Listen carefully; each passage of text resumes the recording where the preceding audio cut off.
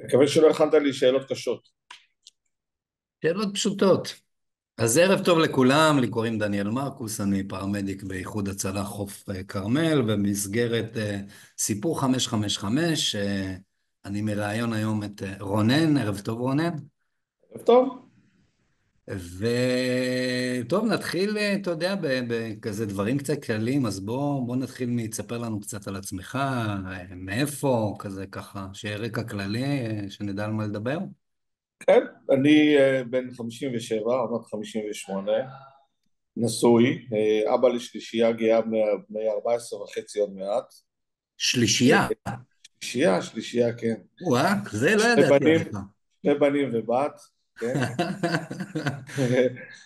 אה, פנסיונר של חיל הים, השתחררתי ב-2012 אחרי כמעט 30 שנה בצבא בחיל הים, רוב השנים על הגלים, הייתי מפקד של הרבה מאוד כלי שיט. השתחררתי ב-2012, חיפשתי משהו לעשות, החלטתי שאני לא עוסק בתחום הביטחון, הלכתי ולמדתי להיות קונדיטור, עבדתי 2.5 בתור קונדיטור, ודי הצלחתי בנושא, דרך אגב אחר כך זה שייך לסיפור שלנו בנושא איחוד הצלה. אני לא זוכר שראיתי עוגות שמגיעות לערבי סניף, סתם רק אומר. כן, לא, כי זה בגלל שמיקי שם, הוא שולט על הבשר, אז לא נותנים לי להתבטא. אבל אני פעם באחת מבקש להתבטא, ואנחנו...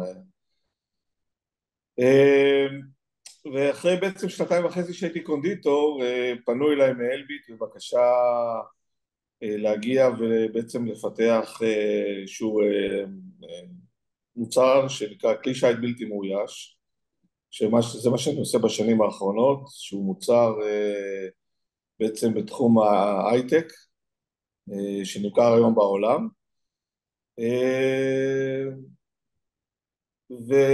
ובמשך השנים תמיד חיפשתי איפה אני יכול לתת. אני כל החיים שהייתי, אם זה בצופים וכשהייתי נער צעיר, תמיד חייבתי להתנדב. ולמרות שתמיד אני עסוק ויש לי המון ושלישייה, ותמיד חיפשתי איפה הקטע שאפשר לתת. והאמת שדי התאהבתי בנושא הזה של לעזור לאנשים, והחלטתי שאני הולך בעצם לפני שנתיים וחצי לעשות קורס חובשים ולהתנדב באיחוד הצלה, וזה בעצם מה שאני עושה היום. גם מתנדב בתור חובש, גם מתנדב בחדר מיון ברמב"ם, ואולי כשאני אהיה גדול אני אלך ואהיה פרמדיק כמו יו"ר דניאל, שיהיה לי קצת זמן אני אעשה את זה גם.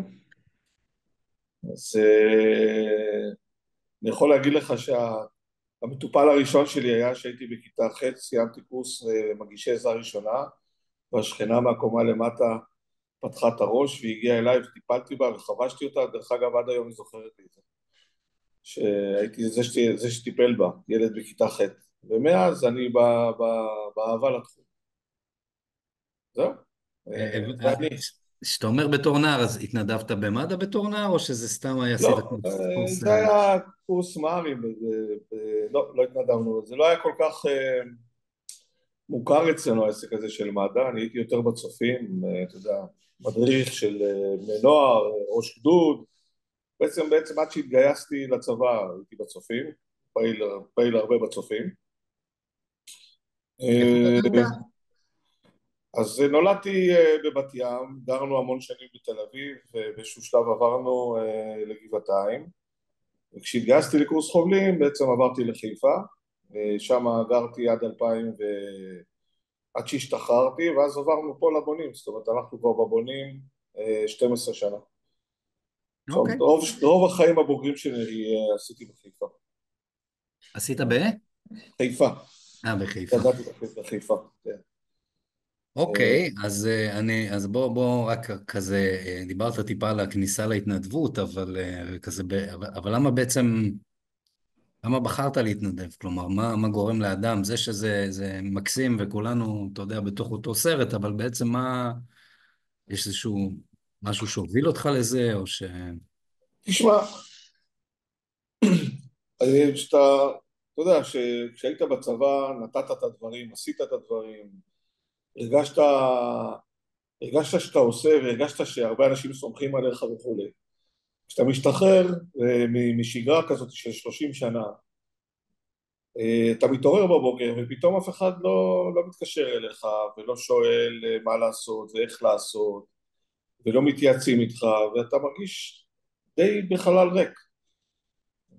אז אני כל פעם ניסיתי למלא את החלל הזה, בייחוד בקטע הזה של להרגיש שאתה עושה משהו בשביל מישהו, אתה נותן משהו, אתה לא יושב בבית, אתה יודע, כל אחד אומר, כשאני אפרוש, שאני בפנסיונר, אני אשב בבית רגל על רגל, זה מחזיק בדיוק שבועיים, אחרי שבועיים אתה כבר מחפש מה לעשות, איפה לעשות ואיך לעשות,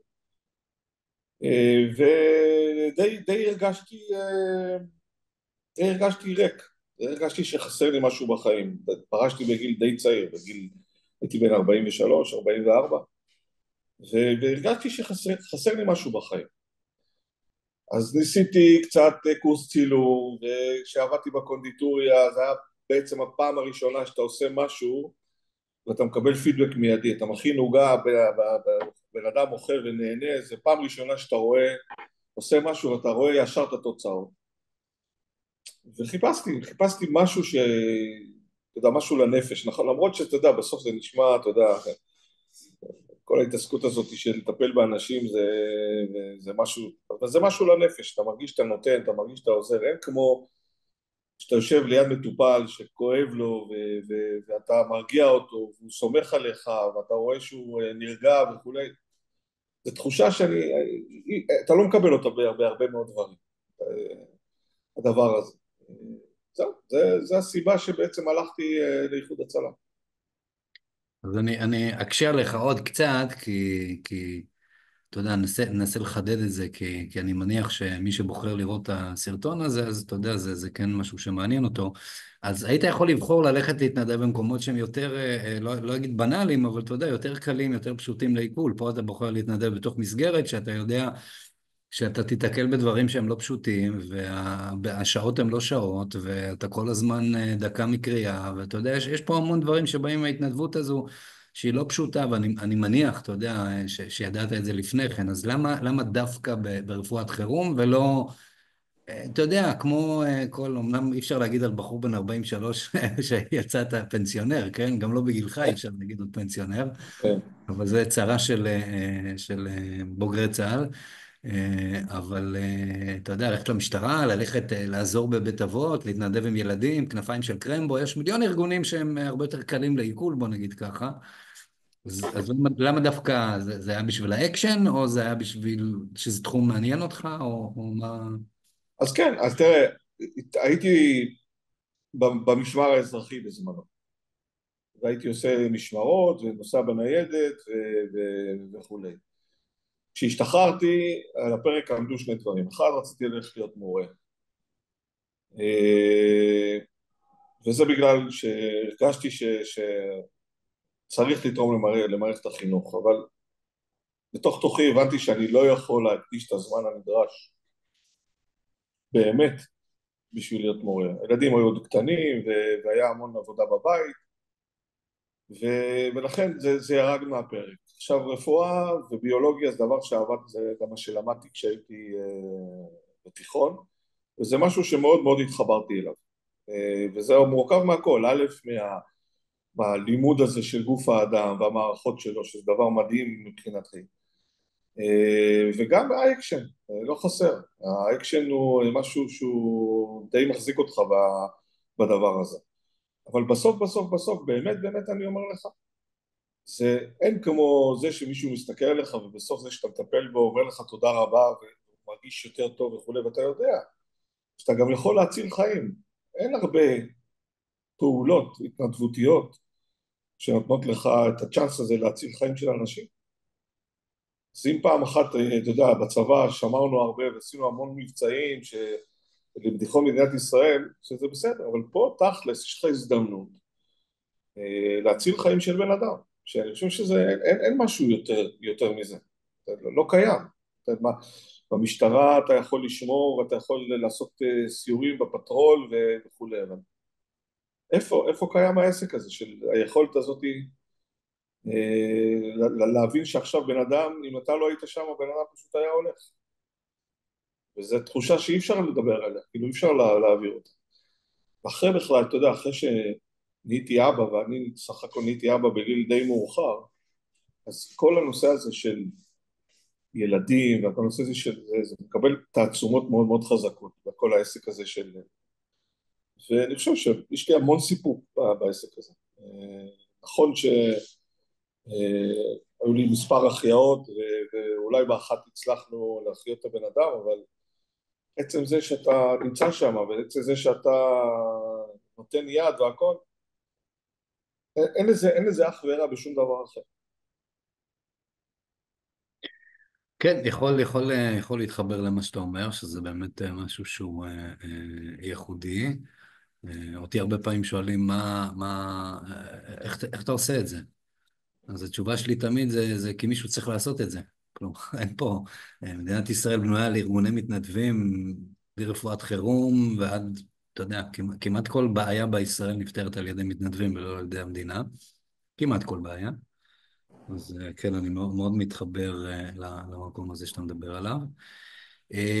יש לך נגיד איזשהו אירוע ספציפי, בלי להגיד כמובן פרטים, שאתה יכול לשתף קצת, יכול להיות משהו מאוד מפחיד וזה, יכול להיות משהו מאוד מרגש, וזה יכול להיות סתם איזה גברת שהחזקת לה את היד אבל סתם איזשהו משהו קצת לתת איזשהו יכולת של אדם שלא היה שם, לנסות להבין בעצם מה זה להיות מתנדב באיחוד הצלה, מה זה להיות אדם שנכנס לתוך בית וכולם סומכים עליו בלי שהם אפילו מכירים אותו, שזה מאוד מאוד ייחודי. אתה יודע, הישראלים ובעיית האמון שלנו היא בעיה ידועה, אבל בעצם אתה נכנס לתוך בית של מישהו והוא לא מכיר אותך והוא סומך עליך במקום הכי מורכב שיכול להיות. ושבעיניי זה משוגע לגמרי, הקטע הזה. אז אני אשמח אם תוכל, אתה יודע, קצת לשתף, להסביר לאנשים מה זה אומר, איך זה עובד, או מקרה ספציפי, או באופן כללי. רוב המקרים שאני נתקלתי בהם, זה לא המקרים עם מה שנקרא עם הגלורי, שאתה בא ועכשיו מחיה ועושה החייאה, או לחילופין מיילד מישהי וזה. רוב המקרים זה דברים שנתקלתי בהם, וזה בתחילת דרכי, זה להגיע לאנשים זקנים בבתים שהם לא מתוחזקים, ופשוט לתמוך בהם, כאלה שנפלו ולהרים אותם ולראות שהם לוקחים את התרופות שלהם, ואם צריך לפנות אותם אז להשתתף בפינוי. אחד הדברים והדברים הכי קשים לי דרך אגב זה כשאתה מתנדב במיון ואתה רואה אנשים שהם בסוף חייהם והם זורקים שם במיון ואין להם בני משפחה ואף אחד שם לא בא להיות איתם. זה פשוט קורע את הלב לראות בן אדם שאתה יודע חי חיים מלאים, אומנם הוא בן 80 ו-90, ובדקות האחרונות שם אין אף אחד שם שיהיה איתו. זה דברים שמצד אחד מאוד מאוד קשים לי, שמאוד מאוד קשה לראות את הדברים האלה, אבל מצד שני אתה אומר, תשמע, אם אתה פה ובשבילו ומכסה אותו ונותן לו את הכוס מים שצריך ומחזיק לו את היד ואם צריך גם להחליף לו חיתול, אז עושים את הדברים האלה. זה דברים שבסוף, כמו שאמרת, זה לא יהיו שם מתנדבים ואנשים עם רצון. אתה יודע, מעבר לכעס שיש לי למשפחות שלפעמים עושים את זה, זורקים את החבר'ה הזקנים האלה ופשוט הולכים ולא באים, או כאלה שבבית יכולים ליפול על הרצפה ולהיות שעות על הרצפה מישהי שיבוא וירים אותם וכולי. הדברים האלה זה הדברים שאתה יודע, הם מצד אחד מאוד מאוד קשים, אבל מצד שני אתה אומר וואלה, פה אתה יודע מה, נתת עוד 5 דקות לבן אדם, עוד איזה תשומת לב, יכול להיות שזה משהו שהדבר האחרון שהוא יראה זה אותך. ואין לזה משהו שמחליף אותו בהרגשה. אם יש משהו שקשה לי, כן, הדבר שלדעתי הכי קשה לי זה לטפל בילדים. זאת אומרת, אני זוכר במבחן המעשי בסוף, במקרה שנתנו לי זה היה לטפל בתינוק עם אמא היסטרית. ואתה יודע, זרקו, איך שנכנסתי, זרקו עליי את הבובה של התינוק, אתה יודע, ואני באיזשהו שלב, אתה יודע, הצמרמורת שהייתה לי, משהו שלקח לי איזה כמה שניות להתחיל לתפקד, למרות שאתה יודע, כל דבר אתה עושה את זה, אבל הקטע הזה של לבוא ולטפל בילד, זה משהו שהוא מבחינתי משהו קשה. זה, תשאל אותי על דברים קשים, אז זה אחד הדברים הקשים ש... שאני יודע שברגע שיהיה, למזלי עד היום, למעט ילדה שהייתה באיזושהי, והיה לה איזושהי בעיית היסטריה קטנה, לא טיפלתי אף פעם בילדים, כן, גם אנחנו לא כך מורשים, אבל אם יבוא היום, זה אחד הדברים שנראה לי יהיה לי קשה מאוד לעשות. אבל העבודה הזאת היא, אין עליה, בסדר? לא סתם אמרתי לך שאני אהיה גדול, אני רוצה להיות פרמדיק. אני באמת חושב על זה, ויש לי את המזל הזה שאני יכול לעשות מה שאני רוצה, בסדר? בתור פנסיונר. אז קודם כל, כן, נראה לי שתוסיף עוד תואר לרשימה שלך. למדתי משפטים, קצת אחרי קונדיטור. למדתי גם משפטים קצת, אתה יודע, עשיתי מה שבא לי, הלכתי ללמוד צילום, מה אני, כל עוד אני יכול אני אעשה את זה, וצריך רק פשוט להחליט יום אחד לקום ולעשות את זה, אני יודע שזה אירוע לא פשוט, אבל קטן עליך, רונן. בנית ספינות בוא, נראה לי קצת יותר כן, מורכב להשיט ספינה עם 100 אנשי צוות בני 18 מאשר לעשות כן, קורס פרמדיק. זה, טיפה, טיפה. כן. אבל תשמע, אני רואה עכשיו את הכתבות על הפרמדיקים והפרמדיקיות בעזה, אני פשוט, זה פשוט לא להאמין. לא להאמין. זה לא להאמין איך ילדה כזאת, בת בקושי 20, תחת אש, בחושך, מצליחה לעשות דברים, אני פשוט, להצדיע זה משהו שהוא פשוט לא כן. יאמן. אתה מדבר על זה, יש לי צמרמורת. אתה יודע, אני לא חושב שאנשים מבינים כמה התפקיד הזה, נגיד, אתה יודע, תמיד נשים לגבי הצבא וקורס טיס ורוצות להגיע לכל מיני מקומות, אני לא חושב שיש תפקיד יותר קרבי מאיש רפואה בשטח, לא קיים דבר כזה, כי כולם רצים החוצה, הוא רץ פנימה, והמקום הרגשי, אתה יודע, שאני ואתה באים לטפל בבית, אנחנו לא מכירים את הבן אדם. ושם אתה מטפל בחברים הכי קרובים שלך, שסומכים עליך, אתה בדרך כלל לבד מולם, ויצא לי להיות שם ולראות ילדה בת 20, כמו שאמרת, בגובה של, לא יודע, 1.50 מטר, בקושי קטנטונת כזו, רזה. עתיק יותר גדול ממנה. התיק הפק"ל של פרמדיק הוא סביב 40 קילו, אני חושב שזה אחד הפק"לים הכי כבדים שיש, אני לא יודע אם היא שקלה 40 קילו, והיא כזה ישבה, אז באתי לעזור לה לקום, והיא כזה נותנת לי מבט של, זקן, תעוף מפה, אני אסתדר טוב טוב בלעדיך. שזה באמת משהו מרהיב, אבל אוקיי, אני חושב שנתת סקירה יפה על הדבר הזה. מה, מה נגיד, סתם בקרב, מה אנחנו לא יודעים עליך? משהו כזה, אז נתת כבר את הקונדיטור, לקחת לי את הפאנץ' מוקדם בזה, אבל סתם, אתה יודע, אני מניח שהרבה חבר'ה מהסניף יראו את זה,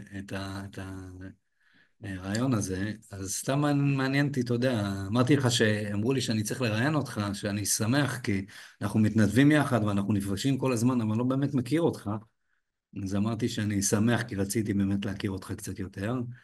אה, אז אני מאוד, מאוד אוהב לבשל, ואני מאוד אוהב לנגן. אני עכשיו גם לומד גיטרה וואלה, בעצמי, יש לי מורה, כן. אני מאוד אוהב לנגן, אני יכול להראות לכם. איש עסוק אתה. כן, למה לא, תשמע. מה, אני לא יכול, לא יכול לשבת, יש רגעים, אתה יודע, התקופה הכי קשה הייתה כשהשתחררתי מהצבא, אמרתי לאשתי, תקשיבי, את כבר שנה בבית, היית בשמירת הריון, תצאי בבקשה לעבודה, אני נשאר עם הילדים. ושמונה חודשים אני ישבתי עם השלישייה יחד עם המטפלת, זה היו השמונה חודשים הכי קשים שלי בחיים. הכי קשים בחיים, זה היה ברמה שאתה יודע, הייתי יושב בסוף היום, 9 בלילה, הייתי מסתכל על הקיר והייתי אומר, רק תעזבו אותי, אל תדברו איתי, אני לא רוצה, וזה היה, אבל, אתה יודע, מה אמרתי, איך נשים שמגדלות את הילדים, ואני בתור איש קבע יודע שלא הייתי המון בבית, איך הן עושות את זה אני לא מבין, לא מצליח, לא הצלחתי להבין. 8 חודשים מאוד קשים, אתה יודע, שלישייה זה משטר צבאי, זה יומן, מתי אכלו, מתי שתו, מתי החליפו, מתי ויטמינים, מתי זה, העברת משמרת, היה לי אפליקציה שמדווחת לי מתי יש מבצעים על חיתולים, הייתי נוסע, מעמיס את האוטו בחיתולים, הייתי מתקשר למטרנה, היו באים אליי עם חבילות של מטרנה, שואלים אותי אנשים, מה להביא לכם מתנה, הייתי אומר חיתולים. גם אני הייתי מבקש את זה, ולא הייתה אתה לי יודע, שלישייה. לצאת זה עם עגלה, אז היה לנו עגלה של זוג וזה, זה כל יום הסיבוב הזה, זה היה עוד, אני זוכר, זה היה עוד בגולדה בחיפה, אז ביום שישי נסענו שם, אמרתי לאשתי, היה לנו ספסל שתמיד היינו מגיעים אליו, מתיישבים ונשבזים ביחד שם, מהעייפות וזה, אבל אז התקופה הזאת של ה8 חודשים הייתה תקופה אחרי זה, שאלת אותי מה יודעים, לא, לא, אני מאוד אוהב לנגן, מאוד אוהב לשיר, החלום שלי היה כשהשתחררתי זה לגור באי ביוון, לגדל עגבניות ומלפפונים ולנגן על הבוזוקי. זה החלום שלי. אז במקום אי ביוון מצאתי בית בבונים, במקום בוזוקי אני מנגן על גיטרה, ועגבניות ומלפפונים אני לא מגדל, אני עושה עוגות. אז נראה לי לא היית מסתדר בלגור על איזה אי ולגדל עגבניות, היה נראה לך משעמם מאוד מהר. כן, אבל תשמע, החלום היה לגור ליד הים, הצלחתי להשיג את החלום הזה, אני מאוד מאוד אוהב את הים, כאילו, יש משהו בים, כשאתה יושב ואתה מקשיב לגלים ואתה שומע אותו, שהוא לפעמים מרגיע אותך ברמות. וזה היה אחד החלומות שלי הכי גדולים, לגור ליד הים, וכשהשתחררתי לא האמנתי שאני אצליח לעשות את זה, אבל עם עבודה קשה והרבה, הצלחנו בסוף להקים פה בית, ואני מאוד מרוצה מהמקום הזה, מאוד אוהב את המקום הזה. זאת אומרת, אתה יודע, הרבה שואלים אותי, מה, זה, אין מסעדות, אמרתי, חברים, אין כמו לקום בבוקר, לפתוח את החלון ולראות את הים הכחול. כן. כן. זהו, אבל היישוב שלנו הוא קטן מאוד, דרך אגב, זה אחת הסיבות שגם, אתה יודע, אתה מתנדב פה, היכולת שלך לקבל פה מענה ביישוב היא לא גדולה, כשהאמבולנס מגיע ועד שזה ועד שזה ועד שזה, ועכשיו בחירום אנחנו, למרות שיש לנו פה 3 מתנדבים של איחוד הצלה, יש לנו פרמדיקית אחת, את סיוון, אתה מכיר? כן, כן, היא מהממת. כן, אז זה גם, אתה יודע, זה גם משהו אני הדובר של הצחי דרך אגב, זה אחד התפקידים שלי וחובש בצחי. אז, אתה משהו אתה. אני לא יודע איך יש לך, אתה... חשבתי תשמע, שאני עסוק, אני רואה שאתה עוד יותר עסוק. לא שזה השוואה, כן? זה לא כל אחד עם שלו. אבל זה מבחירה, אתה מבין? כן, זה כן, לא כן. שבחירה, אתה שזה... יכול מחר להחליט שאתה... עכשיו, היו לי תקופות דרך אגב שבעבודה נסענו המון לחו"ל, וזה היה מאוד חסר לי, כאילו, כל העסק הזה. זה תקופות שאני נאלץ להיעדר מהבית ולהיות הרבה בהודו, זה תקופות קשות, זאת אומרת, אתה חסר לך, זאת אומרת, העבודה שוחקת אותך. זה נותן לך, זה נותן לך את הכוח, זה נותן לך את הרצון הלאה להמשיך ולצפות למשהו. אני חושב שזה הכיף בכל העסק הזה. כן, יכול להסכים. האמת היא שסיימתי את השאלות וענית עליהן כמו גיבור. אה, פחדתי קצת, שאתה יודע, שיגמרו לי השאלות, כי תענה כזה במתומצת, אבל אני רואה שענית, וכזה סיימנו אנחנו מתקרבים לסוף הזמן. אז נגיד תודה לרונן, ממושב הבונים, תודה לך, גיבור ישראל, תודה על ההזדמנות. איש הנתינה והצלת חיים. ואיש של ים, ומוזיקה, ואוכל. אז ממש תודה על הזמן, ונהניתי מאוד, א', קצת יותר להכיר ומהשיחה עצמה, ונתראה בקרוב. אפשר לעבור לאיזה אנמנזה, משהו, איזה מבחן, משהו, איזה אפשר, סרטון. אפשר, ואתה יודע, עכשיו אתה הרמת על עצמך, אז אתה צריך להביא לנו מה, אתה יודע, איזה טעימה, לא... אין בעיה, עליי. פעם הבאה נגיד לצ'ארלס עליי. כי מכל הטייטלים שלך, ויש פה הרבה, אם נמנה אותם, זה לא יהיה לנו מספיק זמן, אבל דווקא הקונדיטור עושה לי את זה. בסדר גמור. יאללה, אז תודה רבה על סיפור יהיו, יהיו 555, בשורות, על האפשרות יהיו הזו. בשורות טובות רק. בשורות טובות, אמן.